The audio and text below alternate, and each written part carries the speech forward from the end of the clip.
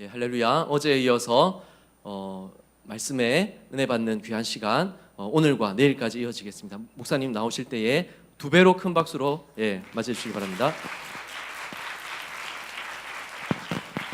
할렐루야. 할렐루야. 하나님의 말씀 봅니다. 마태복음 14장. 하나님의 말씀 마태복음 14장 13절부터 21절까지 제가 두 구절을 읽고 여러분들이 두 구절을 읽고 그리고 마지막 한 구절은 함께 합독합니다. 정신을 바짝 차리시고 제가 먼저 두 구절을 읽습니다. 예수께서 들으시고 배를 타고 떠나서 따로 빈 들에 가시니 무리가 듣고 여러 고을로부터 걸어서 따라간지라. 예수께서 나오사 큰 무리를 보시고 불쌍히 여기사 그 중에 있는 병자를 고쳐주시니라.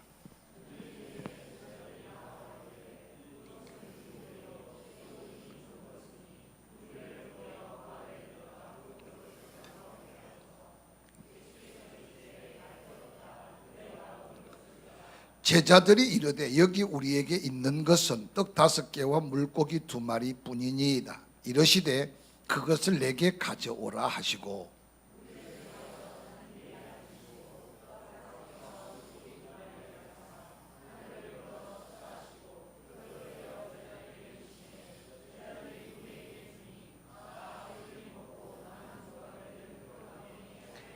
함께 읽습니다. 먹은 사람은 여자와 어린이 외에 5,000명이나 되었더라. 아멘. 하나님은 살아계시고 살아계신 하나님이 역사하는 현장은 지금도 하나님의 크기의 일들이 이루어지기 시작하고 하나님의 크기의 일들이 일어난 시작한 상황을 우리는 기적이라고 불러요. 혹시 여러분 최근에 이건 정말 기적이야 라고 생각할 만한 은혜들이 있었는지 한번 자신의 삶을 살펴보시길 바랍니다. 왜 성경에 그렇게 수없이 기록된 수없는 기적들이 오늘날 교회 안팎에 나타나지 않을까? 때때로 우리가 기도하면서 한번 고민해 봐야 되고 하나님의 기적을 약속한 말씀 앞에 우리 자신을 때때로 돌이켜 봐야 돼요. 우리가 어제 저녁에 가나 혼인잔치집에 땅의 잔치가 천국잔치, 물이 포도주가 되어서 하나님의 영광을 드러내며 그 기적을 통해서 제자들이 예수가 그리스도이심을 믿게 되었다고 증거해요.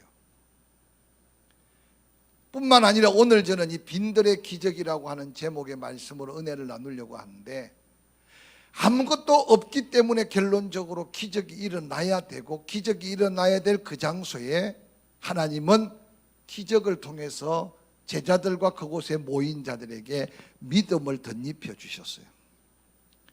오늘 때때로 우리가 믿음이 더해져야 하기 때문에 기적이 필요하고 때로는 하나님이 하나님 되심을 증거하기 위해서 하나님은 또 믿음의 사람들을 통해 기적을 일으킨다는 사실을 믿으시기를 주의 이름으로 간절히 축원합니다. 성경의 놀라운 기적의 역사의 현장에 하나님은 우리와 특별한 사람, 특별한 능력이 있는 사람을 통해서 기적을 일으키지 않았다는 사실을 늘 생각 속에 우리가 기억해야 돼요. 어느 교회 늘 예배 시간을 잘 못 지키고 12시만 땡 하면 한 남루한 옷을 입은 할아버지 한 분이 교회 문을 쏙 열고 그러고는 강단에 있는 십자가를 바라보면서 저 왔다 갑니다 하고 문을 닫고 휑하게 가요.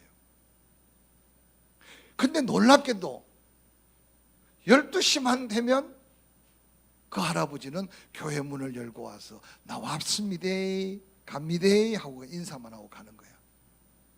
그러니까 교회 관리하는 분이 이게 이만저만 곤란한 게 아니에요. 못 오게도 할 수 없고 뭐 예배 시간을 가르쳐도 이 할아버지는 예배 시간과 상관없이 그냥 12시만 되면 근데 어느 날 이 할아버지가 안 보이는 거예요. 그래서 교회 관리하는 집사님이 얼마나 마음이 편안해졌는지. 근데 어느 날 그 동네의 노인병원에 할아버지 한 분이 입원을 하게 됐어요.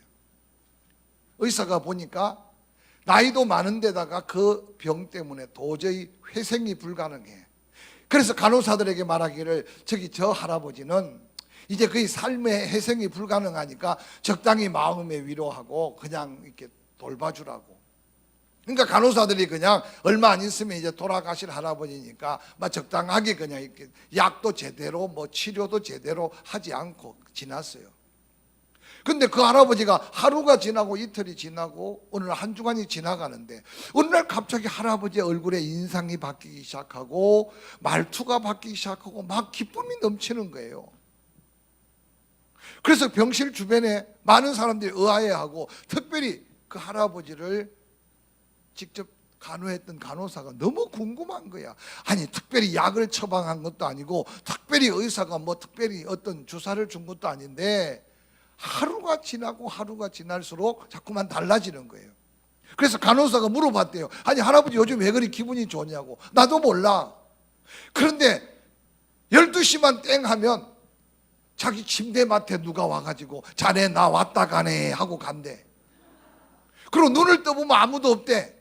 근데 그 말을 듣고 난 다음에 괜히 마음이 기쁘고 괜히 즐겁고 너무 좋대. 그런데 그분이 어제도 그제도 12시만 되면 침대 옆에 와서 자네 나 왔다 가네 그러고 간대. 그리고 눈을 떠보면 없대. 저는 이 이야기를요 짧은 예화책에서 읽고 야 정말 예수가 나와 함께 한다는 게 뭔지 한번 여러분 생각해 보세요. 내가 정말 은혜 가운데 산다는 게 뭔지를 한번 느껴보시라고요. 과거에 우리 선조들은 너무 배고프니까 배만 부르면 은혜가 될 것 같고 너무 가난하니까 그냥 먹고 사는데 지장이 없으면 은혜인 것 같아서 그냥 그 복만을 구했어요. 근데 오늘 우리는 어느 날 배도 불러지고 어느 날 삶의 여러 가지 문제가 육신적인 문제가 해결되고 나니까 어떤 면에서는 더한 은혜가 필요 없는 사람처럼 교회는 다니고 주의 이름은 부르고 찬양도 하고 예배도 드리는데 은혜의 감격을 잃어버리고 살고 있지 않느냐 그 말이에요. 오늘 이 일자무식 할아버지는요 왠지 모르게 12시만 되면 그냥 교회 가면 예수님 만날 것 같아서 늘 교회 문을 열고 가서 예배가 뭔지 찬양도 뭔지 몰라서 나 왔다 갑니다 하고 그냥 신고만 하고 다녔어. 근데 어느 날 그분이 교회를 찾지 않으니까 예수님이 그분 병상에 찾아가서 12시만 땡 하면 자네 나 왔다 가네 자네 나 왔다 가네. 근데 그 할아버지는 그렇게 소리만 들리는 그 소리가 예수님인 줄도 몰랐는데 어느 날 알고 보니까 예수 그리스도께서 그렇게 찾아와서 만져주고 가시고 은혜를 베풀고 가셔. 제가 가끔 교인들한테 그래요. 병 때문에 죽습니까? 여러분 스스로 대답해 보세요. 병 때문에 죽느냐고요? 암 걸리면 다 죽습니까? 교통사고 만나면 사고 때문에 다 죽습니까? 어떤 사람은 죽을 자리에 있는데 안 죽고 사는 사람이 있는가 하면 어떤 사람은 별로 심하지 않은데도 그냥 죽는 사람이 있어요. 우리 주변에 열심히 건강관리하는 사람이 있어요. 80, 90이 되는데도 근육질을 자랑하고 몸매가 40대 몸매같이. 그럼 그 사람은 백수, 200수를 합니까? 같은 사람은 그 음식을 얼마나 가려 먹는지 몰라요. 요즘 저도 가끔요 교회 부흥회를 하려고 그러면 부흥사가 어떤 잘 나가는 분들은 까다로운지 이것도 이렇게 해야 되고 저것도 저렇게 해야 되고 이런 음식은 안 먹고 이런 음식만 먹고 아주 어떤 때는 정말로 은혜 받기도 전에 그냥 시어머니를 모시는 느낌이야. 어떻게 까다로운지. 그러면 그렇게 아니 필요해요. 제가 건강관리가 필요 없다는 말이 아니라 필요한데 그럼 그렇게 관리하면 그 사람은 사고 안 납니까? 몸은 건강한데도 사고 나서 죽거나 다른 면으로 죽어요.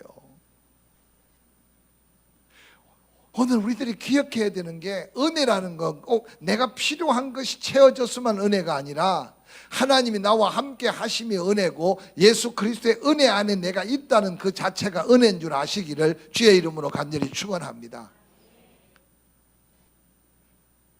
오늘 저는 이 마태복음 14장 이야기를 통해서 우리에게 들려주시기를 원하시는 진정한 은혜가 무엇인가? 예수님은 지금 복음의 사역을 시작하면서 마태복음 13장 후반부에 넘어가면 자기 고향 나사렛을 방문해요. 당시에 유대인들이 모여 사는 곳은 회당을 지어서 그곳에서 율법을 읽고 그러고 하나님 앞에 기도하며 오늘날 말하면 예배를 드리는 풍습이 있었어요. 그래서 마을마다 유대인들이 10가정 이상들만 모이면 제일 먼저 짓는 게 회당부터 지어서 그러고는 안식일이 되면 모여들어서 그 가운데 연장자나 은혜를 받은 자나 특별한 감동을 받은 자가 율법책을 펼쳐놓고 읽고 그 말씀을 묵상하고 그렇기도 하고 돌아가는 거예요. 근데 오늘 나사렛 동네에 갑자기 사람들이 모여 나가보니 세상에 요셉의 아들 목수 아들인 30대 약간의 예수가 그날따라 누가 시키지도 않았는데 나서서 율법을 펼쳐놓고 하나님의 말씀을 증거하고 있는 거예요. 그 말씀이 너무 신기하고 놀라웠지만 여기저기 수군거리기 시작하는 거예요. 아니 요즘 예루살렘에 이 요셉의 아들 예수 때문에 지금 여러 가지 종교 지도자들이 골치를 썩이고 아니 로마의 어떤 파견된 총독까지 심각한 위기감을 느끼고 있다는데 아니 오늘 하고 보니 그 예수가 지금 우리 마을에 왔네. 그래서 은혜를 받을 마음은 싹 사라지고 도리어 예수 그리스도를 배척했다 핍박했다. 다른 복음서에 보니까 동네 사람들이 스크랩을 짜서 그 나사렛 동네 낭떠러지에 예수를 밀쳐서 떨어뜨려 죽이려고 합니다. 근데 이미 공생애에 들어가신 예수 그리스도께서 능력으로 그 무리 가운데 유유히 빠져나와 나사렛에서 이제 가나를 거쳐 갈릴리로 향하고 있어요. 예수님이 갈릴리로 가고 있는데 침례 요한의 제자들이 쫓아와서 예수님께 한 말이 바로 마태복음 14장 1절부터 기록되어 있어요. 근데 예수님이 가시는 그 길에 누가 마태복음 13장 마지막은 뭐라고 말하고 있느냐 하면 나사렛 사람들이 예수 그리스도를 믿지 않아서 기적을 행하지 않고 이제 갈릴리로 가셨다라고 기록하고 있어요. 제가 어느 날 이 말씀을 읽는 중에요, 예수님이 계셔도 믿음이 없는 곳에는 하나님이 역사하지 않으셨다는 사실을 마태복음 13장 마지막 부분은 정확하게 나사렛 동네 사건을 통해 기록하고 있어요. 이 자리에 앉아있다고 해서 도매금으로 다 은혜를 받고 함께 주여 한다고 해서 다 응답이 되면 얼마나 좋겠어요. 그래서 우리는 믿음은 정말 개인적으로 하나님과의 만남과 성령의 감동 안에서 내 믿음의 분량만큼 은혜를 주신다는 사실을 깨달아야 돼요. 그래서 지킬 만한 게 너희 마음이고 믿음을 가지고 그 믿음이 은혜가 되고 능력이 되도록 우리는 더욱더 전심전력하는 믿음을 가져야 돼요. 믿으시면 아멘. 근데 오늘 나사렛 사람들은 예수님이 그들에게 구원의 복음을 전하고 은혜를 주시기 위해서 가셨지만 안타깝게도 그들은 예수 그리스도를 믿지 않아서 아무런 은혜를 받지 못했어요. 예수님이 무거운 발걸음으로 지금 갈릴리를 향해 가고 있는데 침례 요한의 제자들이 와서 뭘 말하느냐? 아니 헤롯 대왕이 침례 요한의 목을 칼로 베어서 죽였다는 거야. 침례 요한은 예수님보다 6개월 앞서 이 땅에 오셔서 회개하라, 천국이 가까워왔다, 주의 길을 평탄케 하기 위해 예수 그리스도를 선포하기 위해 알리기 위해 침례 요한이 왔는데 한순간에 그렇게 비참하게 죽음의 소식을 전해 듣고 아마 예수님 마음은 굉장히 안타까운 마음이 있었을 것 같아요. 그래서 예수님이 그 무거운 발걸음을 가지고 갈릴리 바로 서쪽에 있는 디베랴라는 동네 바닷가에 예수님이 제자들에게 배를 띄워서 디베랴에서 동북쪽에 있는 베세다라고 하는 빈들로 가자고 명령하세요. 여러분 성경 신약 성경 마태 마가 누가 요한복음을 살펴보면 예수님이 혼자 한적한 곳에 이 시간이 그렇게 많지 않아요. 늘 예수님은 병든 자 가까이, 늘 예수님은 구원받아야 될 사람들 가까이 하나님 늘 다니시지 혼자 쉬고 있었거나 혼자 조용한 시간에 머물러 있지 않았다는 거죠.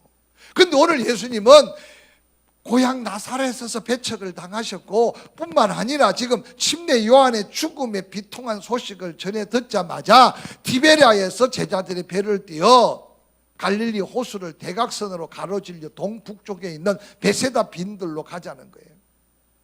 저는요 예수님이 베세다 빈들로 향하여 배를 타고 가는 그 모습을 종종 제 삶에 그려봅니다. 여러분 인생을 살면서 정말 지칠 때가 있고요, 정말 실망할 때가 있고 정말 힘들 때가 있어요. 근데 목회자도 종종요, 여러분 목사는 눈물도 없고 목사는 화장실도 안 가고 목사는 안 먹어도 배부른다고 생각하면 안 돼요. 얼마 전에 94세 되는 우리 장로님 어머님을 장례 치렀어요. 제가 장례를 치르면서 그렇게 물었어요, 자녀들한테. 혹시 어머니의 눈에 자녀 앞에 눈물을 흘렸던 모습들을 기억하느냐고. 저희 어머님도 지금 93, 4세인데요 제가 지금까지 기억해도 제 앞에서 눈물을 흘린 걸 본 적이 없어. 근데 저희 어머님이 안 울었을까요? 제가 볼 때 수없이 울었을 것 같아요. 수없이. 최소한 부모는 자녀에게 기쁨을 주고 소망과 즐거움을 줄지는 몰라도 그 아픔을 자녀 앞에서 눈물 흘리는 일이 없는 게 부모의 마음이에요. 그래서 때때로 여러분 교회를 섬기면서 앞서가는 일꾼들의 안타까운 마음들을 헤아릴 수 있는 믿음의 사랑의 마음이 있기를 주의 이름으로 간절히 축원합니다. 할렐루야.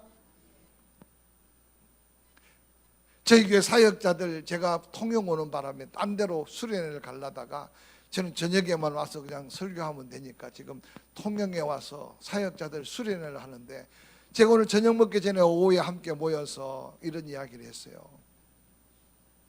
혹이라도 성도들이 힘든 일 이야기 하더라도 그걸 마음에 잘 새기고 그냥 잘 받아줘야 된다. 사실 여러분 교인이 많으면 많을수록 여러 사람의 말이 많고 생각이 다르고 여러 가지 스타일이 달라요. 요즘에는 아이들 맡겨놓고 어떻게 요구 조건이 많은지, 여기 혹시 초등학교 선생님 있으면 용서하십시오. 이 선생님들이요 이제는 아이들한테 사랑을 할 수가 없어. 선생님이 아이들을 사랑할 수 없다 그러면 이게 얼마나 위기입니까? 이제 어깨도 툭툭 치지도 못해. 지가 기분 나쁘면 그냥 문제가 생겨. 세상에. 아니 여기 옛날에 우리 초등학교 안 다니고 국민학교 다닐 때 얼마나 벌쓰고 얼마나 얻어맞았습니까? 아니 공납금 안 내면 도장 그 찍다가 안 내면 그냥 집에 쫓아 보냈어요. 돈 가져오라고. 요즘 그랬다가는 그 학교 교장선생님 바로 그냥 목 날라가야 될 거야. 시대가 바뀌어도 너무 많이 바뀌었는데 좋은 건 괜찮지만요 이제 여러분요 은혜라는 말을 찾아보기 어려워. 남아있는 게 마지막 이제 부모의 은혜가 남아있는데 요즘 여러분 부모의 은혜라 해서 여러분 지금 우리 다음 세대들 엄마 아빠한테 고마워라는 말을 들어본 적이 어디입니까?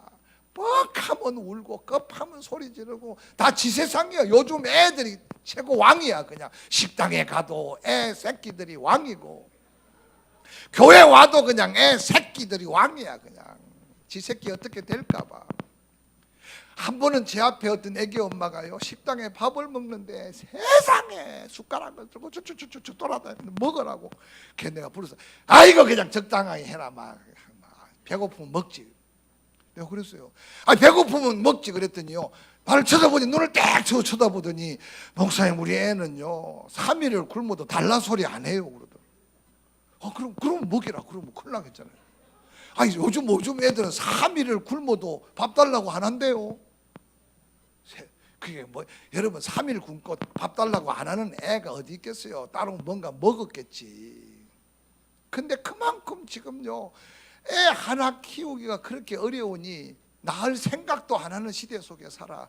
이게 지금 심각한 위기라는 사실을 깨닫고 우리가 정말 바로 키우고 바로 가르쳐야 돼. 할렐루야. 은혜가 어디 있습니까? 은혜가 스승의 은혜는요 찾아보기가 어려워. 찾아보기가. 교회 안에서도 그래. 죄송하지만 제가 목사인데요 예를 들면 시집 가잖아요. 갈 거지? 가야지 당연히. 요즘은 때가 돼도 안 가려고 생각하니 큰일이에요. 그러면 시집 가라고 기도하고 할 수 있으면 좋은 짝 만나라고 기도하고 아멘 좀 해. 그러고 이제 짝이라고 데려오면 얼마나 기쁜지. 그러고는 또 주례하고 또 축복기도 해주고, 그러고 또 애새끼 놓으면 애새끼 낳았다고 또 꽃 보내고 가서 또 기도해주고, 그러고는 또 돌잔치 한다 그러면 또 가서 돌잔치 해주고. 여러분, 이게 죄송한데 그러니까 주의 종이 성도들 서비스가요 완전 오토매틱 서비스야. 그러고는 친정 어머니 돌아가셨다고 또 저 장례식에 가야 돼. 시댁에 또 부모 돌아가셨다고 가야 돼. 여러분, 한 10년 예수 믿으면요 목사가 안 한 것 없이 별짓을 다 서비스를 했어. 근데 어느 날 조금만 섭섭하면 떠날 때는 말없이 그 노래를 누가 지었는지 인사 없어요. 그렇죠. 여러분, 이요 얼마나 여러분, 그래서요 이게 만나는 것도 중요하지만요 떠날 때 정말 잘 생각해야 돼. 오늘 혹시 이 자리에요 갈까 말까 하는 사람이 있으면 잘 생각하세요. 내 가고 안 가고 중요한 게 아니에요. 누군가 사랑했던 사람, 은혜를 베풀었던 사람들 가슴 속에요 얼마나 아픔이 되는지. 지금 저도요 여러분 볼 때 제가 목회하는데 여러분 저를 떠나가가 잘 될 사람 어디 있겠어? 또 제가 그냥 두겠어요? 그런데도 간혹 떠나요. 근데 기억하세요, 제 가슴 속에 한 곳에 계속 담겨 있어요. 그래서 제가 가끔 문자도 보내고 전화도 합니다. 떠났지만 친해요. 지금 저희 교회요 딴 데서 있다가 왔다가 자기는 떠나고 딸내미는 사이하고 열심히 저희 교회 다니는 집사가 있어. 그런데 이 양반 앞도 안 보여. 그 손자 손녀들이 재롱을 뜬다 그러면요 와서 또 보고 앉아있네. 삼청에서 또 성은 또 지랄맞게 조시야. 걔 내가 전화해가 만나고 그럽니다. 언젠가 송장을 치러도 내가 치를 거고 딸 사이가 손자 손녀들이 여기 다니는데 적당한데 빨리 오소. 그러면 알았습니다 목사님. 근데 알았습니다 목사님 한 지가 3년인데 어느 교회를 다니냐 하면 내하고 동갑내기 친구 교회 다녀. 장로교회. 걔 내가 그 친구한테 야 최 목사야 그 조장로 잘 맡아 있으라. 언젠가 와야 되니까 너무 정들지 말고. 사실 아무데나 가면 내 교회 같고 아무데나 가면 내 집 같지만 여러분 하나님께서 사명 있는 자리가 있다는 사실을 기억해야 돼요. 아멘 좀 해요. 제가 여기가 고향이고 아무리 좋다 그래도 제가 내일이면 가야 돼요. 왜냐하면 제가 사명 있는 데가 있으니까. 우리 교인들이 얼마나 기다리겠어. 근데 제가 갑자기 언제 딴 데 가가지고 아이고 여기가 마음에 드네 하고 주저앉아 있으면 이게 내가 인간인가 사람인가 생각해 보세요. 그래서 정말 우리가요 은혜의 소중함을 깨달아야 돼. 할렐루야. 아멘. 여러분 어디 가면 제일 반가워하는지 아세요? 신천지 가보세요. 엄청 반가워할 거예요.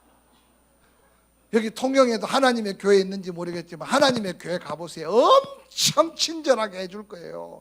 여러분 잘해주고 친절하게 해주는 게 꼭 천국이 아니에요. 기억하세요. 때로는 쏘가리도 하고 때로는 가슴도 아프지만 사명 있는 곳에 하나님의 은혜가 있다는 사실을 기억해야 돼. 할렐루야. 그래서 하나님이 이스라엘 백성들을 보고 뭐라 그래요? 짐승 소도 제 구유를 알고 제 임자를 아는데 이스라엘은 그렇게 내 사랑을 먹고 내 은혜를 먹고도 바알에게 가 있고 아세라 목상에게 가 있고 하나님이 그래서 그 백성을 잠시 놓아놓고 있었다는 아픔의 고백들이 구약에 펼쳐지잖아요. 옆 사람 쳐다보고 그렇게 격려하세요. 여기가 거기입니다. 할렐루야. 정말요. 그래서 예수님이요 그 상처 입은 마음을 가지고, 그래서 여러분 상처 입은 치유자라고 말씀이 있는데요 배를 고파 본 사람은 배고픈 사람을 알기 때문에 손을 펼칠 수 있어요. 제 아는 선배 목사님 사모님 한 분이요 어느 날 제가 병원에 발목을 이렇게 발목에 완전히 발목이 부러진 것도 아니고 발목에 새끼 발가락 쪽에 뼈가 이렇게 금이 가서 기부스를 하고 누워 있는데 제가 선배 목사님 사모님이라 그렇게 병문안을 갔더니요 나를 보고 그러더라고요. 아이고 조 목사님, 내가 얼마나 회개했는지 모르는데 아니 사모님이 발목 꽤 근건데 뭘 회개했나 싶어서 뭘요 그랬더니요, 자기가 지금까지 평생 60평생을 살면서 처음 병원에 입원을 했는데, 목사님, 큰 교회 목사님 사모님이니까 신방을 막 다녔을 거 아니에요. 자기가 신방 가서요, 특히 왼팔이 부러져서 병원에 이렇게 입원해 있는 환자 보고요, 아이고 그만하기 다행이다. 말은 되죠. 그만하기 다행이죠. 아이고 나이롱 환자 아니가, 나이롱 환자. 왜냐면 오른팔 들고 먹고 다니고 다 다니니까 왼팔 그냥. 그래서 자기는 정말요 그렇게 이야기한 게, 자기가 딱 발에 기부스레가 누워있어 보니까요 얼마나 불편하고 얼마나 힘든지. 그래서 자기가 그동안 병원 다니면서요, 그러니까 자기 볼 때 그냥 간단하게 왼팔 정도 부러져가 이렇게 있으면 그냥 웃고 나오고 놀리고 나오고, 아이고 나이롱 환자라 그러고 이것도 병원에 입원해야 되냐고 그런 말을 했는데, 자기가 기부스를 하고 누워있어 보니까 그렇게 불편하게 짜져. 그래서 나보고 그러더라고, 목사님은 병원에 입원해 본 적이 있니? 부러져가지고. 없어요. 그랬더니 내보고 실수하지 말라고. 제가 그때부터요, 저도 사실은 가면 그냥 아이고 그만하기 다행이네, 아이고 뭐 어른선이 또 건강하니까 막 먹을 거 마음 때문에. 그런데 요즘은 내가 안 그래요. 제가 그 사모님의 간증을 듣고, 야, 아파 본 사람은 아픈 사람 마음을 알고, 할렐루야, 힘들어 본 사람은 힘든 사람의 마음을 안다. 혹시 이 시간에 여러분 마음속에 사람 때문에 상처 있거나 물질 때문에 어려움 당하거나 때로는 건강 때문에 남다른 고통을 당해 보신 분은요, 그게 하나님 내게 은혜 주실 놀라운 은사라는 사실을 기억하시기 바랍니다. 지금도 기도하면 병든 자가 낫는데요, 하나님은 누구를 통해서 기도를 시키느냐, 그 병든 자를 깊이 사랑하거나 그 병든 자의 고통을 그대로 느낄 수 있는 사람을 통해서 안타깝게 사랑으로 부르짖는 중보하는 기도, 믿음의 기도는 병든 자를 고친다. 할렐루야. 그 마음이 우리에게 주어지는 거예요. 그 예수님이 제자들의 배를 띄워서요, 디베레아에서 지금 베세다로, 갈릴리 바다는요 표주곽처럼 생겨서요, 그래서 위가 둥글고 크고 밑으로 내려올수록 솔직한데요, 남북의 길이가 약 26km 정도 돼요. 여러분 바다가 호수가 26km니까 끝이 잘 안 보이죠. 그러니까 이스라엘 땅에 그만한 호수가 없으니까 너무 커 보이니까 바다라 그래. 동서로요 약 14에서 16km가 돼. 여러분, 그래서 갈릴리 바다가 길쭉한데 남북으로는 24, 5km, 동서로는 약 14, 5km, 16km까지 보는 사람이 있어. 한 바퀴를 뺑 둘러 차로 도는데 63km 정도가 돼요. 제가 울릉도 가서 그랬더니요, 한 사람이 그러더라고, 아이고 목사님, 울릉도 한 바퀴 도는 데가 약 64km쯤 된대.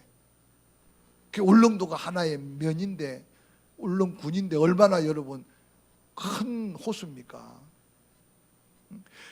통영에서 저 건너편 한산도 쪽, 거제도 쪽을 바라보는 그만큼 까마득하게 좀 멀리 보여요. 그러니까 큰 바다죠. 근데 지금 티베리아에서 배를 타고 가요. 여러분 지금도 바닷가에 높은 곳에서 보십시오. 배가 갈 때 뒤뚱뒤뚱 가는 배는 하나도 없어요. 그 배가 가면서 쭉 가면요, 그 여울이 생기잖아요. 그래서 방향이 바로 보입니다. 그 티베리아 사람이 보니까, 아니 어느 날 예수님이 오셨다는 소문만 들었는데, 아니 예수님을 보기도 전에 배를 타고 지금 조용히 가시는 거야. 항상 예수님은 오시면 그 주변에 약한 자, 병든 자를 고치고 복음을 전하는데, 그날따라 고향 나사렛에서 배척을 당하시고 침례 요한의 순교적 죽음 앞에 가슴 아픈 가슴을 가지고 왜 빈들로 가셨을까? 제가 생각해 보니까, 아니 예수님이 그렇게 복음 전할 사명을 갖고 있었지만 그 안타까운 마음속에, 제 마음속에 그런 감동이 오더라고요. 예수님이 지금 베세다에 사람 살지 않을 때예요. 빈들로 가신 이유는 그런 기도를 하셨을 것 같아요. 아니 하나님, 꼭 침례 요한을 그렇게 저주받은 사람, 그 사람 같지 않던 그 헤롯 대왕의 칼에 그렇게 비참하게 여인들의 놀이극감 같이 그렇게 죽여야만 했습니까? 나는 어떻게 죽이렵니까? 아마 그런 안타까운 마음이 예수님 마음속에 있었던 것 같아. 그래서 아무도 만날 마음이 없는 거예요. 그러고는 빈들로 가고 있어. 그런데 디베랴 사람들은요, 예수님의 그 마음을 생각지도 않고 보니까 제자들과 함께 가는데 저 배가 예수님이 타신 배라는 말을 듣고 디베리아 동네 사람들이 수소문을 해서 육지로 걸어가기 시작해요. 왜? 예수님 만나려고. 디베리아 사람들이 땀을 뻘뻘 흘리고 지금 육지로 걸어가고 있는데 디베리아에서 한참을 올라가면 갈릴리 호수의 동북쪽이 베세다고 서북쪽이 막달라라는 동네에 막달라 마리아라고 혹시 아세요? 통영 사람들 수준 높네. 막달라 마리아 아세요? 보지는 못했죠? 그 막달라 마리아 고향이 바로 거기에요. 막달라라는 동네. 그 막달라 동네 사람들이 반일을 하고 있는데 아니 한두 명도 아니고 디베리아 사람들이 막 떼를 지어서 헐레벌떡 하고 있으니까 막달라 사람들이 물어보는 거야. 당신들 지금 어디를 가고 있냐고 그랬더니 디베리아 사람들이 뭐라 하면 당신 눈이 있으면 보라고 있지 뭘 보고 있냐. 저기 지금 바다 갈릴리 바다 한번 봐라. 저기 가는 배가 지금 예수님과 제자들이 함께 간다. 우리 예수님 앞에 은혜 받으러 간다. 그러니까 막달라 사람들도 하던 일을 내팽개쳐놓고 같이 뛰어가는 거야. 여러분 뛰어갔다는 이유가 나중에 나와요. 그리고 한참을 걸어가는데 갈릴리 바다의 한 중앙 북쪽에 가버나움이라는 동네가 있어요. 가버나움 들어봤죠? 고개라도 끄덕끄덕 해봐요. 거기 있어요. 따라합시다. 있다.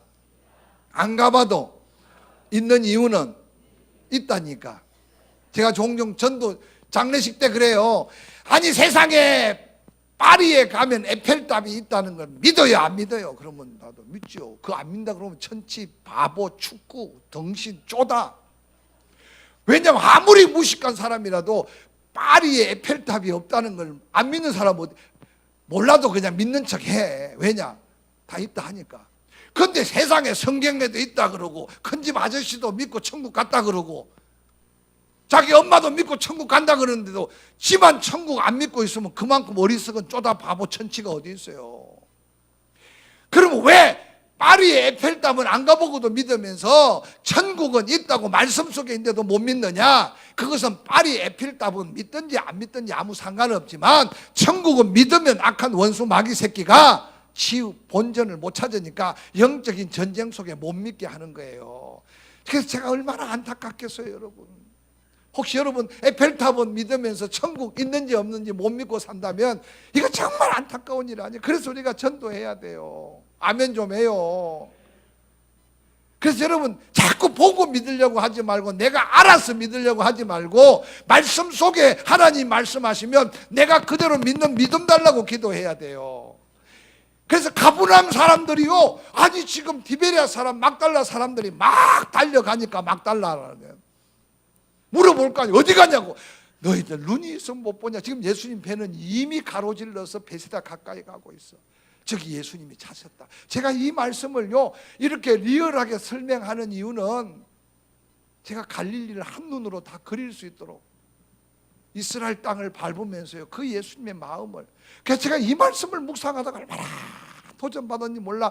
우리는 읽은 이 말씀 보리떡 5개 물고기 2마리로 그냥 5,000명 먹였대 끝이야. 이게 아니에요. 5,000명 먹이보다 엄청난 하나님의 역사가 그 속에 감추어져 있다니까.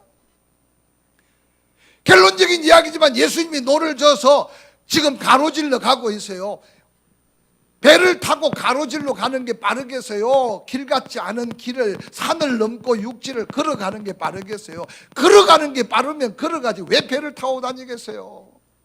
그런데 오늘 너무 성경에 놀라운 것은 베세다는 빈들이에요. 사람이 살지 않는 빈들이었단 말이에요. 근데 예수님이 부둣가에 배를 딱 대는 그 순간 거기에 이미 장정만 5,000명, 많이 보면 2만 명이라고 하는데 2만 명은 너무 많고 15,000명을 보는 게 복음주의 학자들의 대표적인 숫자예요. 15,000명이 거기에 모여 있었다니까. 이걸 오늘 우리는 너무 쉽게 그냥 넘어가요. 그러면 당시에 갈릴리에 몇 명이나 살았기에 광고한 것도 아니고 며칠 전부터 홍보한 것도 아닌데 예수님이 빈들을 찾아가셨는데 그곳에 15,000명이 모였을까? 이걸 알게 되면요 이 말씀이 얼마나 우리에게 큰 도전이 되는지 몰라. 요세푸스 역사가가 예수님 당시에 갈릴리에 사람 살았던 흔적들을 조사해 보니까요 아무리 많이 살아도 2만 명이 안 살았대. 2만 명이. 잘 기억하세요. 예수님 당시에 갈릴리 주변에 사람들이 아무리 많이 산 것처럼 계산해도 2만 명이 안 살았다니까. 그런데 지금 이 베세다 빈들에 몇 명이 모였다고요? 장정만 5천 명. 여자 숫자 안 쓰고 아이들 숫자 안 넣어서. 그러면 여자 아이들 예수님께 은혜 받는데, 우리끼리 하는 말이지만 남자가 더 사모합니까? 여성 동무들이 더 사모합니까?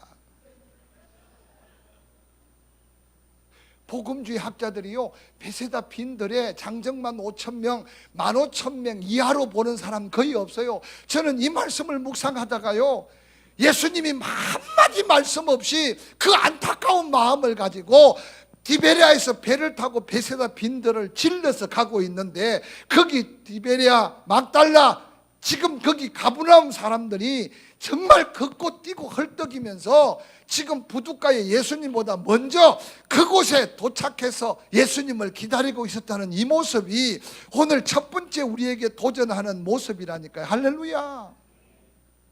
근데 그곳에 여러분, 병든 자를 먼저 앞에다가 뉘어놨어요. 성경은 뭐라고 기록하느냐? 예수님이 그들을 옛날 개역 성경에는 긍휼히 여기셨다 그랬어요. 오늘 우리 함께 읽었던 개역 개정판에는 불쌍히 여기셨다.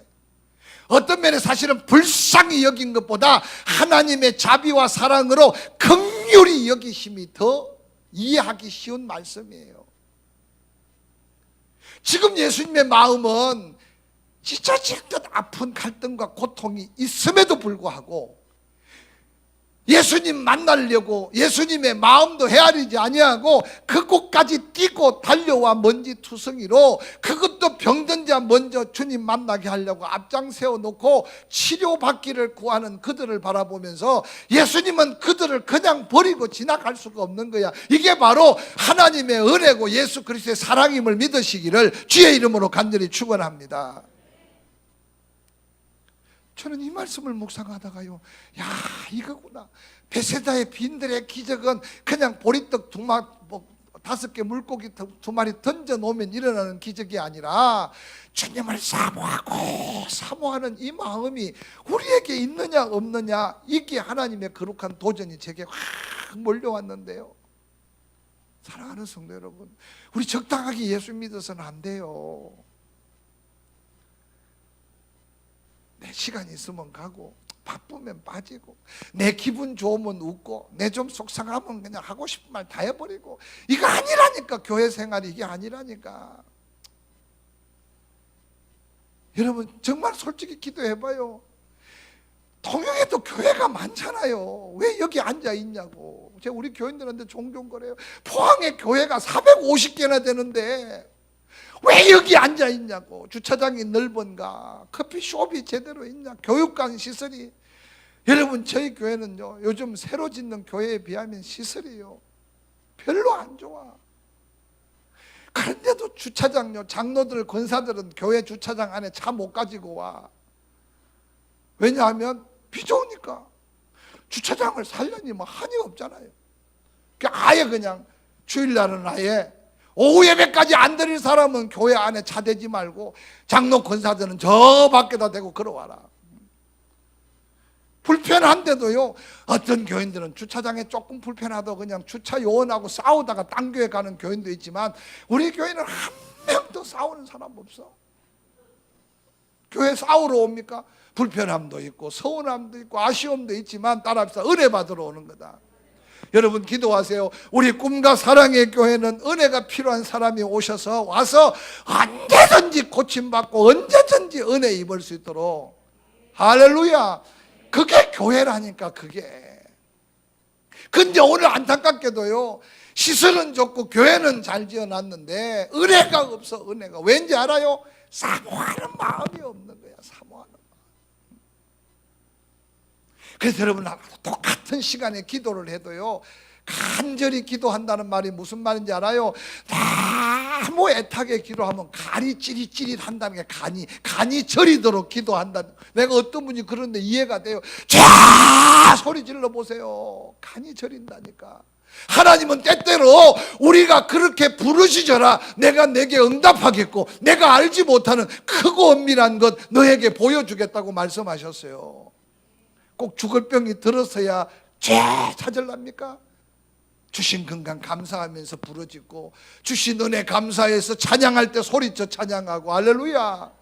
저는 이 본문의 말씀을 묵상할 때요, 보리떡 5개 물고기 2마리로 5,000명을 먹인 건 아무것도 아니라니까. 거기 병든 자를 다 고쳐주셨다는 의미로 기록하고 있어요. 예수님이 어디를 가든지 다 고쳐주지 않아. 여리고의 소경이 바디메오 1명뿐이 아니었다니까요. 베데스다 연못가에 38년 된 병자 하나뿐이 아니었다니까. 그럼에도 불구하고 우리 예수님은 때때로 그 한 사람을 통해서 모든 자의 영혼을 움직이기 원하셨지, 다 고쳐놓고 믿으려면 믿고 안 믿으려면 안 믿는 게 아니었어요. 그러나 그 상한 마음을 가지고 왔지만 베세다에 찾아온 사모하는 그들은 전부가 다 고침을 받았어. 할렐루야. 사랑하는 성도 여러분, 저와의 만남에 그냥 지나치다가 어떻게 시간이 있어 소리 지르러 온 사람이 아니라 이 은혜 안에서 함께 은혜를 사모해서 은혜 받는 반열에 꿈과 사랑의 교회 여러분의 삶이 되기를 주의 이름으로 간절히 축원합니다. 이왕 예배 드리러 왔으면, 이왕 예배 드리러 갈 거라면 조금 더 시간을 돌아보고 마음을 다잡고 잠깐이라도 좀 미리 와서 찬양하는 찬양단 위에 기도해주고 교회 장로님들 위해서 기도해주고 할렐루야. 교회 앞서 일하는 일꾼들 하나님 지혜 달라고 기도해주고 그날 말씀 전할 목사님, 전도사님들 담대하게 말씀 전하도록 기도하고 오늘 이 디베리아, 막달라, 가브나움 그들의 사모함이 여러분에게 있기를 주의 이름으로 간절히 축원합니다. 할렐루야. 제가 그냥 여기 왔으면 이러는 게 아니고 저는 이렇게 소리쳐서 설교를 한다잖아요. 왜냐? 언제 이 시간이 다시 오겠어? 지금 8시 52분 이 시간이 언제 다시 오겠냐고요. 이 말씀을 듣고 들어도 이 순간 외에는 다시 이 말씀은 없어요. 그래서 때때로 우리가 정말 하나님의 은혜를 사모하는 마음 가지고 여러분이 그 마음 하나하나가 모여질 때 꿈과 사랑의 교회는 다시 한번 병든 자가 일어나고 눈먼 자가 눈을 뜨고 할렐루야. 상처 입은 영혼들이 회복되고 사람이 하는 게 아니라 하나님이 하셔. 믿으시면 아멘. 그래서 여러분 당당하게 누구든지 암 환자한테 전도하기 쉽지 않아요. 와라 고쳐준다 하나님이. 가정이 깨어지는 자들 와라 회복된다. 할렐루야. 낙심한 영혼들 와라 여기 꿈이 있고 사랑이 있다. 그래서 이런 값을 하셔야지. 따라합시다. 우리 교회는 꿈이 있고 사랑이 있다. 당당하게 외치시기 바랍니다. 할렐루야. 오늘 이 베세다 빈들의 사모하는 마음을 불쌍히 여기며 사랑할 수밖에 없었던 예수 그리스도의 마음이 여러분의 사모함으로 감동되어지고 움직이는 능력 있는 그리스도인들이 되기를 주의 이름으로 간절히 축원합니다. 다윗을 아시죠? 하나님의 마음에 합한 자로 기름 부어 왕이 되게 하셨어요. 그런데 어느 날 다윗이 자기 충신 우리아의 아내 바세바를 오늘날 말하면 성폭행을 하고 그리고 그걸 은폐하기 위해서 우리아를 적진 깊숙이 공격시켰다가 그의 신하들에게 명령하기를 우리아만 남겨두고 급하게 후퇴 명령을 내렸어요. 암몬 자손의 더러운 칼에 그 충성스러운 신하 우리아가 교사를 당한 거예요. 다윗은 그러므로 우리아만 죽이면 자기의 죄가 다 은폐될 줄 알았어요. 그런데 어느 날 하나님이 나단 선자를 보내서 당신이 그 사람이라고 외칠 때 여러분 다윗이 또 자기 칼로 나단의 목도 비울 수 있어. 그러나 하나님이 보셨다는 사실을 깨달을 때 다윗이 그 앞에 무릎을 꿇잖아요. 하나님이 부정한 씨앗으로 난 아들 일주일 동안에 계속 앓게 하면서 다윗이 그 아들을 위해 금식하며 밤을 지새우며 하나님 앞에 기도합니다. 근데 하나님이 그 아들을 데려가세요. 그 다윗이 그때요 제자들이 그 신하들이 얼마나 놀란지 아들이 죽어가는데 저 정도면 죽었다고 소리가 나면 완전 다윗도 죽을 것 같아서 쉬쉬하고 있는데 다윗이 신하들의 말소리를 듣고는 깨달았어. 아들이 죽었냐? 죽었습니다. 그때 다윗이요 금식을 풀고 몸을 씻고 기름을 바르고 단장을 하고 그러고는 자기 왕궁에 나가서 밥을 달라 그래. 밥을 먹고 여상한 삶으로 돌아가.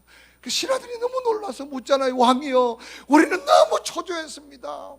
살아 죽어가는 아들을 보고 저렇게 애끓는데, 죽었다 그러면 당신도 함께 죽을 줄 알고 말도 못했는데 도대체 어떻게 이 모습이 무슨 모습입니까? 다윗이 고백한 고백이 뭔지 알아요? 나의 죄 때문에 저 아이가 죽어갈 때 하나님이 내 죄를 용서하신다면 혹 저 아이를 살려주실까 하고 기도했는데 하나님이 데려가셨다. 내가 그 아이를 다시 살릴 수 없다. 하나님만이 살리기도 하고 죽이기도 하는데 내가 할 수 있는 것은 나도 저 아이에게 가는 길밖에 내게 없다고 말했어요. 그러고는 성경에 보니까 다윗이 또 그 아내를 위로했는데 솔로몬을 낳았어요. 그런데 역대상의 3장에 보니까 솔로몬만 낳은 게 아니라 바세바가 둘째 아들, 셋째 아들, 넷째 아들, 솔로몬이 사실은 죽은 아들까지 하면 5번째가 솔로몬이에요.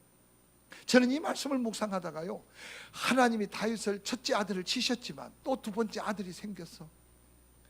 다윗의 마음이 얼마나 조마조마했겠어요.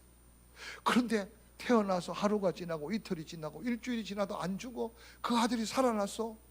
그러나 다윗의 마음속에 여러분요, 완전한 회복이 없었어. 둘째 아들이 또 태어나서 그 아들도 안 죽어. 셋째 아들이 태어나서 넷째 아들까지 태어났어요. 세상에 그래도 안 주고. 근데 다섯째 이제 마지막 솔로몬이 태어난 거예요. 그때서 다윗이 솔로몬을 태어나고 난 다음 이름을 솔로몬이라고 지었어요. 솔로몬이란 이름의 뜻은 평강의 왕, 평화의 왕이라는 뜻이에요. 저는 이 말씀을 묵상하다가요, 다윗이 큰아들, 둘째 아들, 죽은 아들 빼고 네 번째 낳고 다섯 번째 솔로몬을 낳았을 때 그때 하나님이 다윗의 마음속에 평안함을 주신 것 같아. 그래서 우리말로 말하면요, 한숨을 내쉬고 이 아들까지 살려주신 걸 보니까 하나님의 평안을 하나님 내게 주셨구나. 그러고는 다윗이 그 아들의 이름을 솔로몬이라고 짓는 그 순간 딩동 하고 놓고 소리가 났어. 누가 왔죠? 나이 늙은 나단 선자가 온 거야.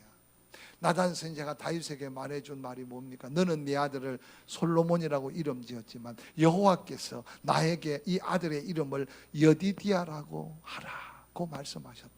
여디디아라는 뜻은 하나님께 사랑받은 자, 하나님께 사랑을 입은 자라는 뜻이에요. 여디디아, 솔로몬이 사랑을 입은 자지만 네가 낳은 아들 솔로몬에게 하나님이 사랑을 주시고 네가 다시 하나님의 사랑이 회복됐다, 이 뜻이에요. 솔로몬이, 그래서 여러분 다윗이 19명의 아들을 두었어요. 솔로몬은 그 가운데 10번째 아들밖에 안 됐어.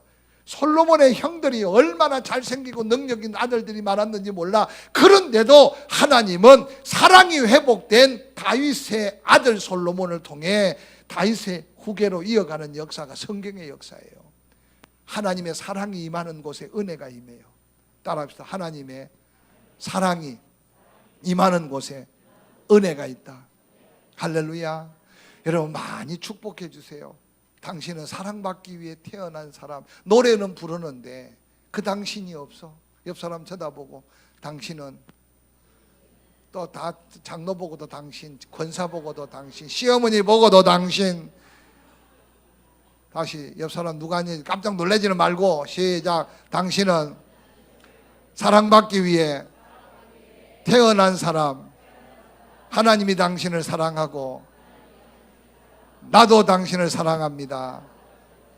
우리 교회는 사랑의 교회입니다. 믿으시면 아멘. 사랑이 무엇냐고 묻는다면 같이 참아주고 또 참아주고. 그래서 고린도전서 13장을 묵상해 봐요. 사랑은 멋진 선물을 주는 것, 사랑은 내가 먹고 싶은 거 다 사주는 것 아니에요. 사랑은 또 참고 또 참고 또 참고, 그리고 모든 걸 참는 게 사랑이래. 제가 어느 날 사랑을 마스터해보고 나니까요, 사랑밖에 없어요. 사랑밖에. 오늘 그 자리에요, 예수님이 그 사모하는 자들에게 말씀을 전하기 시작했는데 저도 지금 끝나고 갈 시간이 돼 가는데도 이제 하나밖에 못해서 이 마이크만 들면 이게 참, 저 길게 하고 싶은 마음 전혀 없어. 지금 기다리는 사람이 많아요. 알아줬으면 좋겠어요. 근데 설교 제일 오래 한 사람이 예수님이에요. 먹을 것도 안 주시고 그냥. 저도 한번 지금 소원이요, 한 3박 4일 그냥 아무것도 안 먹고 한번 설교하는 부흥회를 해봤으면 좋겠어. 진짜요. 옛날에는 그런 부흥회도 비슷하게 했는데 그냥 물만 갖다 놓고 3박 3일 금식해가면서 그냥 창세기부터 계속 한번 설계. 저는 할 수 있는데 여러분은 못할 것 같아요. 근데 오늘 본문에 보니까요, 그 상한 마음을 내려놓고 그들 사모하는 자들 긍휼히 여기신 예수님께서 해가 뉘엿뉘엿 져 가는데도 지금 계속 말씀을 전하는 거야. 그러니까 제자들이 지금요, 시간 보라고, 예수님 빨리 끝나라고 그러면서 안타깝게 하니까 얼마나 제자들이 재촉했으면 왜 그러냐 그랬더니 제자들이 하는 말이 지금 날은 어두워지고 가다가 은혜 받으면 뭐합니까? 아마 베드로가 그랬던 것 같아. 은혜 받으면 뭐합니까? 그냥 가다가 쓰러져 죽겠어요. 뱀 고친 거 고쳐놓으면 뭐합니까? 가다가 굶어서 쓰러져 죽게 생겼습니다. 이게 지금 상황이에요. 오늘 교회도 그런 사람 가끔 있어. 여기는 없겠지만 여러분, 제자들 중에 분명히 아니 예수님이 뱀 고쳐놓고 가다가 다 죽게 생겼어요. 제자들이 뭐라 그래요? 가다가 먹을 걸 사 먹으래. 저는 이 말씀을 묵상하다가요, 너무 여러분 30년 40년 전에요, 가다가 사 먹을 집이 어디 있어? 우리 30년 40년 전에도 가다가 사 먹을 집이 없는데 2000년 전에 갈릴리에 가다가 사 먹을 집이 어디 있냐고. 저희 집이 8남매예요. 저희 어머님이 거의 혼자서 자녀들을 다 키웠어요. 남편이 없는 건 아닌데 남편이 능력 있게 못 살아가지고.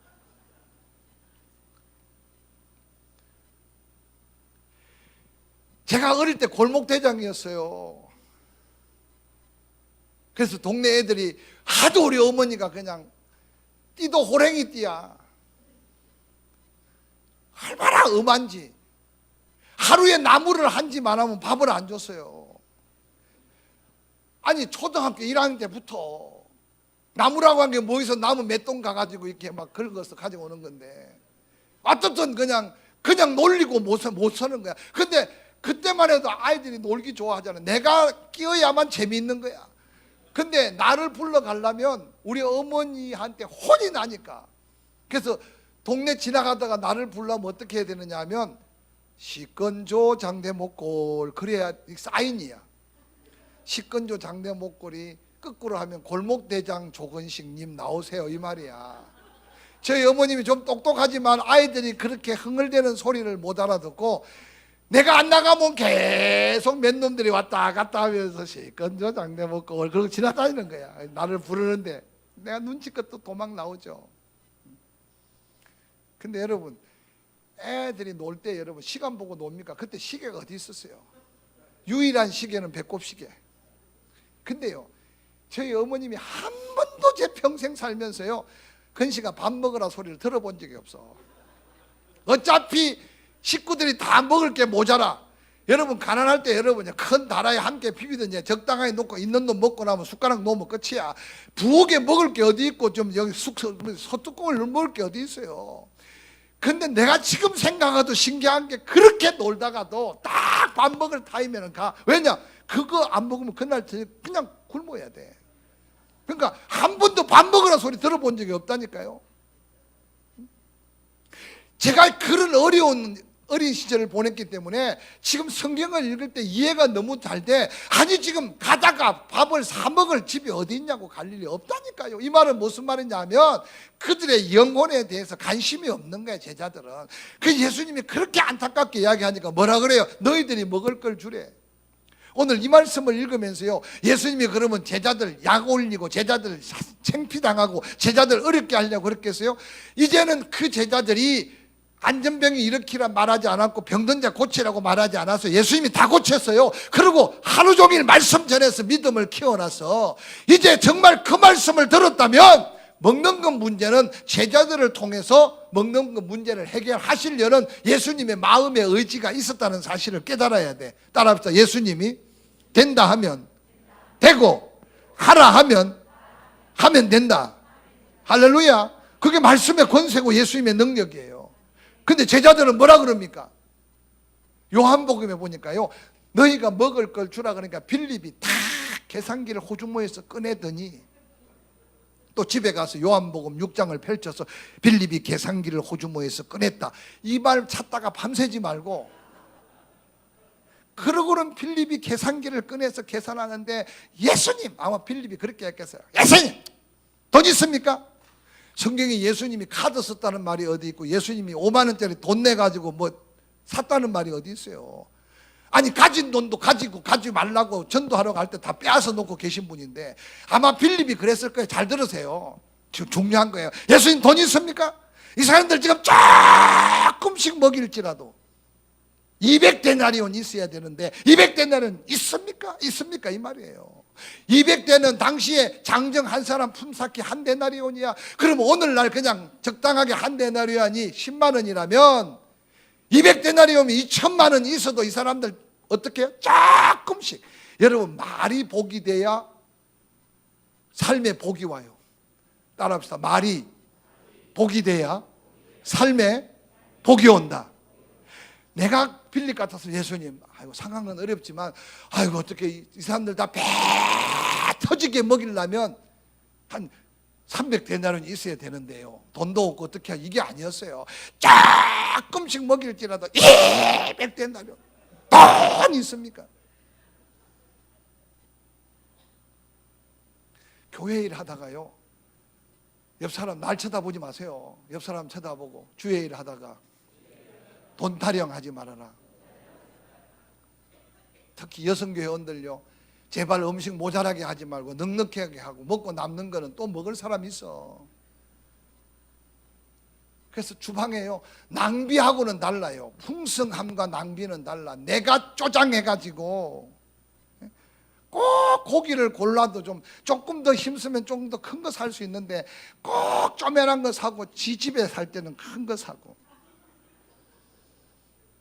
진짜요. 저는 이 말씀을 읽을 때 필립이 너무 안타까운 거야. 여러분 집에 가서 요한복음 6장을 펼쳐놓고요. 필립 한번 보세요. 얼마나 부끄러운지. 그래서 여러분요.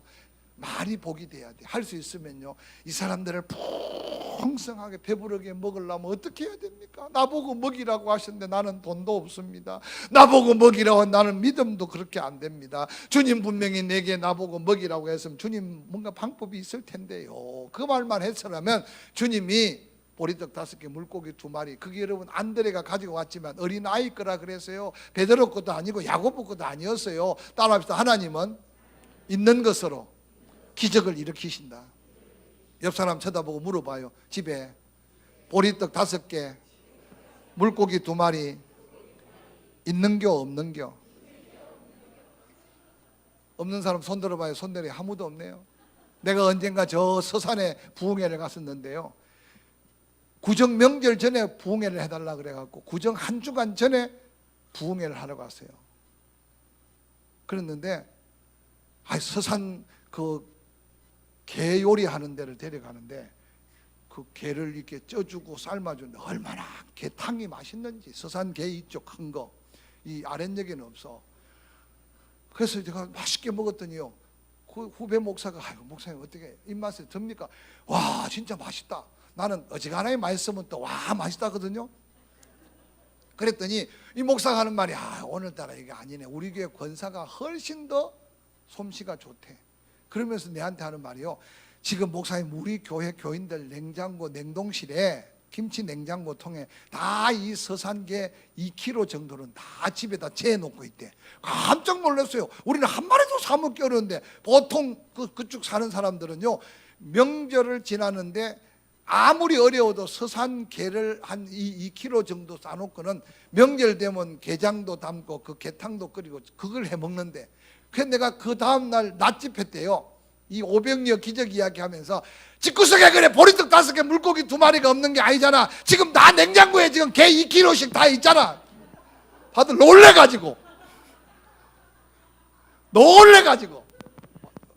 이야 저 강사님 신령해가지고 우리 집에 김치 냉장고에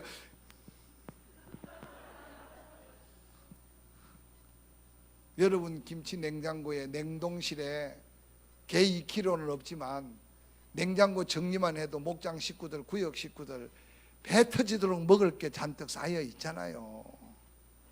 또 이렇게 설교하면 집에 가서 또 신랑이 또 봐라 강사님도 아시잖아 냉장고 정리 좀 해라 이런 말 하다가는 내일 아침 못 얻어먹어.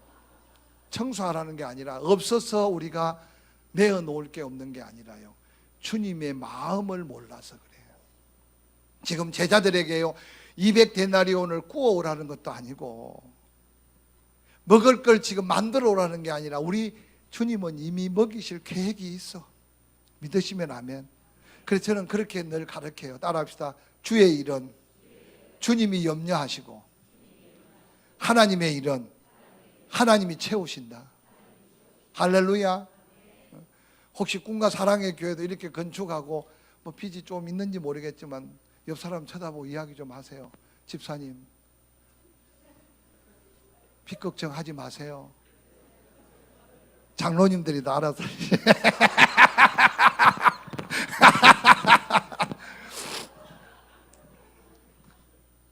저는 이 교회 역사는 잘 모르지만요, 늘 제가 돌아보니까요, 힘들고 어려워도 그때가 하나님의 때고 그때가 하나님의 역사의 현장이었어요.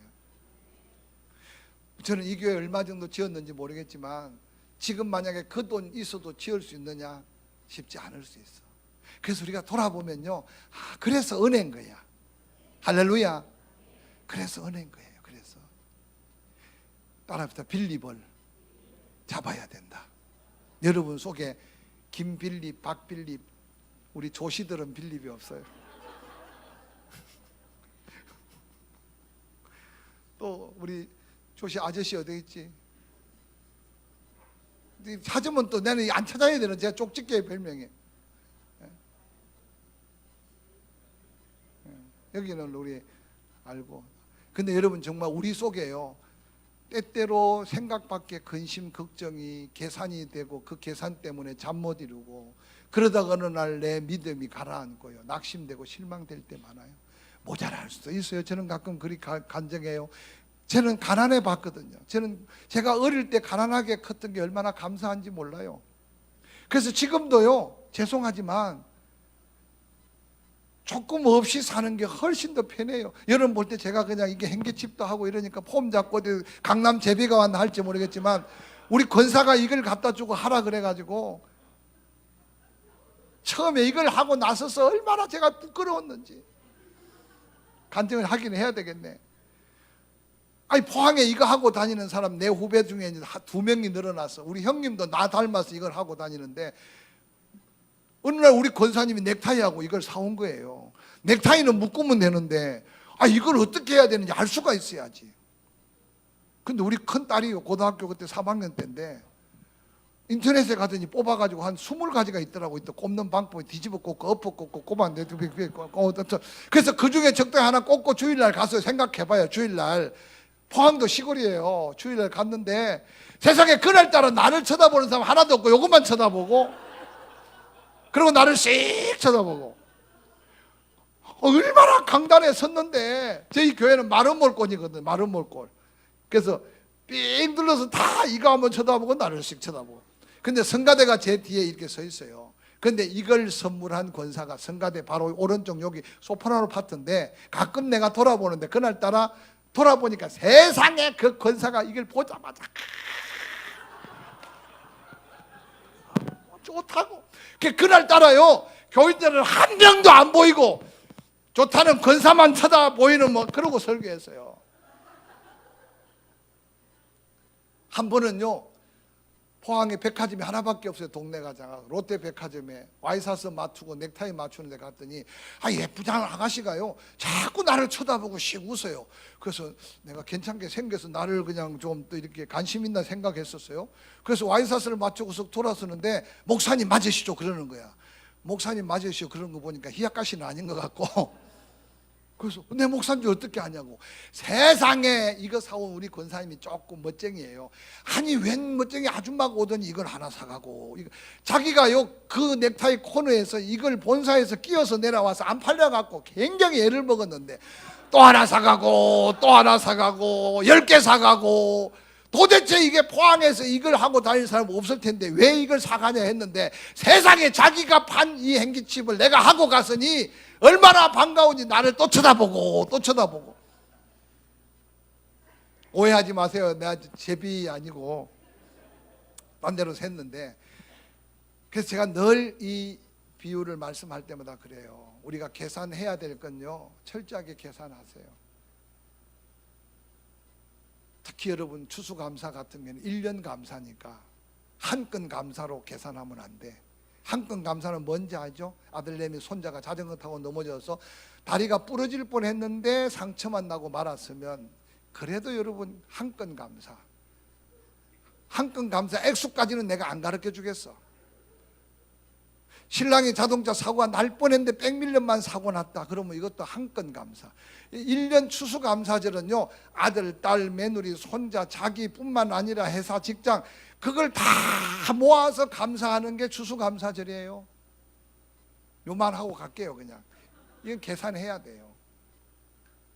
근데 제가 처음 우리 울산 포항침례교회 부임했더니요, 그냥 한 건 감사도 만원, 추수감사도 만원, 집사도 만원, 어떤. 그래서 제가 한 번은 이걸 그냥 귀에 못이 닳도록 우리 교회 가서 이번 추수감사는 1년 감사를 한 건 감사로 때우지 맙시다, 그렇게 내가 소리 질렀어요.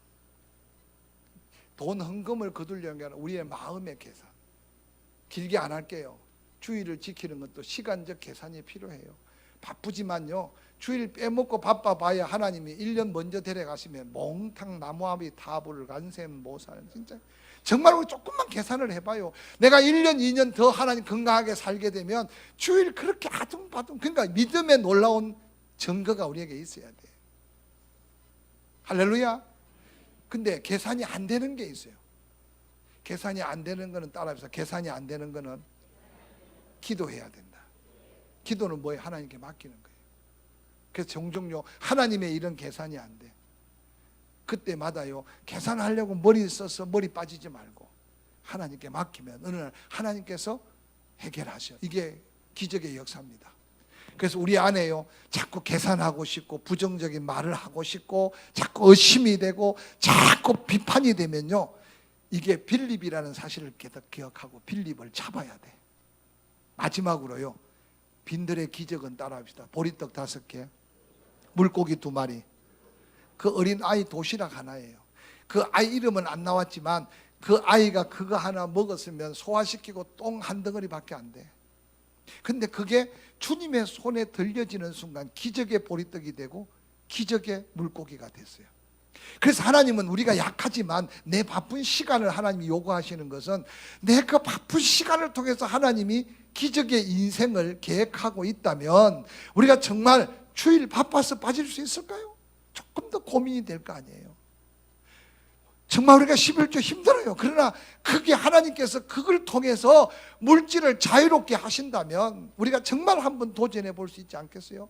그래서 내가 먹으면 똥밖에 안 되지만 그게 하나님의 손에 하나님의 일에 사용될 때 기적의 떡이 되는 게 베세다 기적의 놀라운 하나님의 축복이에요. 할렐루야. 그래서 여러분요, 나의 약함과 부족함이 도리어 은혜가 될 수 있는 것은 하나님 앞에 내가 맡겨질 때. 그래서 요즘 유행하는 말이 있잖아요. 녹슬어서 버려지지 말고 하나님의 손에서 쓰임받아 닳고 닳는 것이 축복이다.